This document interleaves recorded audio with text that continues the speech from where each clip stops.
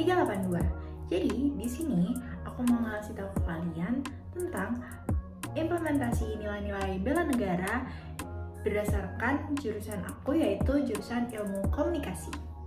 Nah, kalau dengar kata bela negara, apa sih yang langsung dipikirin? Kebanyakan orang pasti mikirnya perang, senjata, ataupun militer. Padahal di era digital sekarang, bela negara itu nggak selalu soal angkat senjata. Di tengah derasnya arus informasi dan perkembangan teknologi, tantangan bangsa ini justru banyak muncul dari hal yang non-fisik. Contohnya kayak apa sih? Biasanya mulai dari hoax, disinformasi, konflik identitas, sampai menurunnya rasa kebangsaan. Nah, disinilah komunikasi punya peran penting sebagai bentuk bela negara tanpa senjata.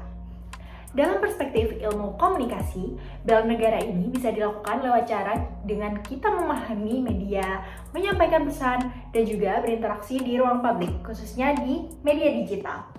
Misalnya, dengan literasi media. Kemampuan ini bikin kita lebih kritis dan menerima informasi, nggak gampang percaya berita palsu, dan lebih bijak sebelum menyebarkan sesuatu.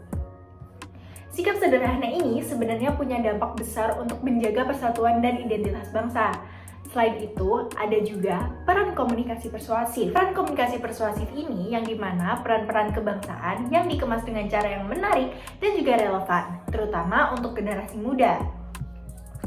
Bisa melumbuhkan kesadaran bela negara tanpa kesan menggurui. Disinilah mahasiswa ilmu komunikasi punya peran strategis dalam merancang pesan yang efektif dan berdampak.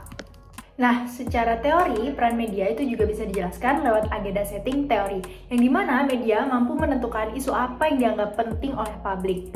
Nah, kalau media konsisten mengangkat isu kebangsaan, audiens pun akan lebih sadar dan juga peduli.